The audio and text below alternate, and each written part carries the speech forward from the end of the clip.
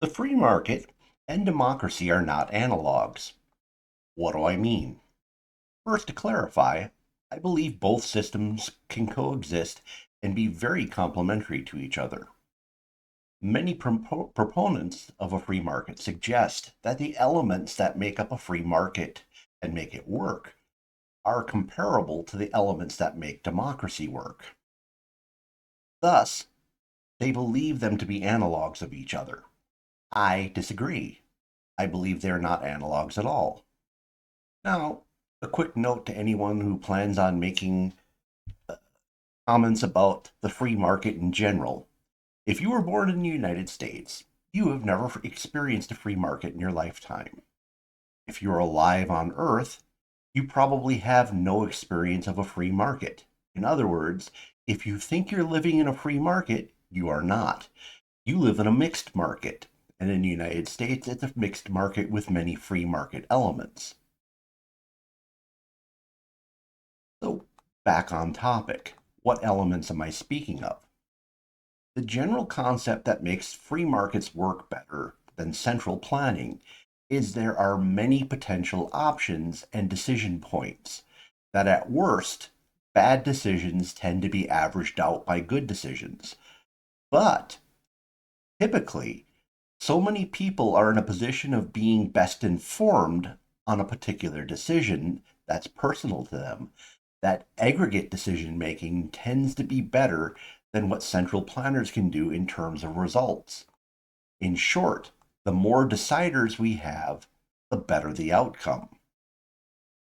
Many people then assume that if maximizing the number of consumers making decisions makes the free markets work, well, then therefore maximizing the number of voters making decisions makes democratic forms of government work better.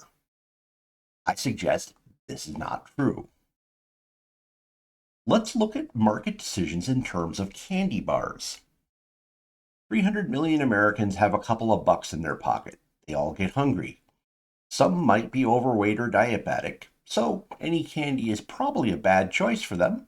But hey, it's a free country, they can do what they want. In America, people would tend to choose, in this order, by popularity, Hershey's, Reese's Peanut Butter Cups, and Snickers. The range of candy available in this country is staggering. Uh, if one didn't want one of the big choices, one could buy an obscure candy from somewhere around the world. You could probably find candy from almost every country. One could buy some kind of eco snob fair trade candy that's good for your conscience and tastes like chalk. But it goes far beyond this. You can choose a completely different food item if you want. You can choose something that's not food. You could choose to buy nothing at all. So, here's the moral dilemma with voting. Let's stick with our candy analogy. So, let's say your choice is Almond Joy or Hershey's. So, a 43% plurality votes for Almond Joy, and you voted for Hershey's. Well, sorry, Snickers won. So you get Snickers for the next 4 years. Wait, I'm trying to trick you, aren't I? There was Skittles on the ballot, too. Okay, you can vote for Skittles. You're still getting Almond Joy. Well, I'll show them. I won't participate. I won't vote. Well done. Here's your Almond Joy. But it gets worse. Let's say you vote for Hershey and Hershey wins. You get the familiar brown wrapper, open it up, and inside's a fruit roll up. And when you say, hey, this isn't a Hershey's bar at all, the other voters and legacy media will tell you, oh, yes, it most certainly is. Look at the wrapper. And maybe a few people might take you aside and say, hey, yeah, you're right. It's not really a Hershey's. But just imagine how much worse it would have been if Almond Joy had won. So here's the crux of it. In a free market, if Hershey's put fruit roll ups into a wrapper that said chocolate, they would lose so much of their market share that they would feel compelled to put chocolate back in the wrapper. The consumer does not make the candy bar, but because they have so many different choices, Their capacity to choose can force the manufacturer to change what they are making until it more resembles what they want. It's not the number of choosers, it's the number of choices. Now, some people say, oh, well, we'd do better if we had a multi-party parliamentary system with some kind of proportional representation. But the thing is, those systems don't do a whole lot better than ours. Yet, there are more choices, but not enough choices, not like the free market. And ultimately, these multi-party uh, parliamentary or proportional representation systems almost always end up functioning like a two-party system anyway. Two parties dominate, and a handful of tiny parties exist that occasionally get people in parliament but have really no impact. Now, if a multi-party system actually empowers multiple parties, the result is a system that's completely dysfunctional, with no one able to cobble together a rational majority. These are the nations who have governments basically fall on an almost annual basis and have to try to vote and reconstitute their government. A consumer buying a candy bar is very knowledgeable about what they're buying. They know that that candy bar is exactly what they want. They have a good idea of its health impact. They may deny it to themselves in terms of what it's doing, but they know.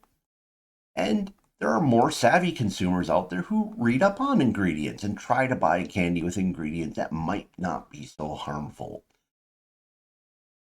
People voting for candidates, by and large, are not as well educated about the candidate that they vote for as they do the candy they eat.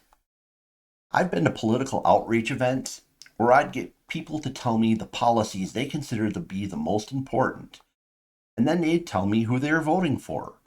Many times these voters had no clue that their candidate stood for the opposite of what they wanted. No amount of information could change their mind. Corporate media told them that a fruit roll up in a brown wrapper was a Hershey bar, so therefore it is. Now, some people will insist that, well, the solution then is to educate the voters. That's not realistic. It's not going to happen. Most people find politics boring, and you're not going to get them to put the amount of effort in to learn what they need to know to make a truly informed decision. Uh, it's not going to happen. So, how do you fix it? Well, first, check out my videos on caucuses and primaries. I get into the nuts and bolts of why uh, caucuses are the much better outcome of all those choices. So by the time a candidate is in the general election, it's way too late to change the ingredients. The key to better candidates is educated voters at the ground floor of the party process. Basically, you want self-selected people, the kind of people who are going to show up and actually pick the candidate that actually shows up even before the primary, before the caucus. These people have a much better understanding of what's going on.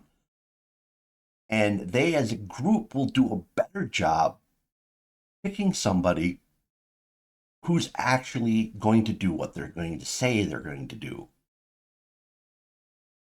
Voters at the ground floor of a party process will help make better candidates, and you will actually know who these candidates are. By the way, thanks to my son for helping with this last little graphic. Wasn't quite getting it. A lot of fun. So in the comments below, do you vote in primaries? Do you think there's a way around to educate the entire voter base? Or do you agree that educate a smaller cadre of educated activists at the party level will have a better impact? And also, again, check out the videos I have on caucuses and primaries to understand why that process has been diluted by the establishment. Please smash the like button. If the YouTube algorithms brought you here and you're not a regular subscriber, look at my other titles. Please consider subscribing. And if you know someone who might find this interesting, please share it with them. Thank you for spending time with me this evening. Hope to see you again in a future video.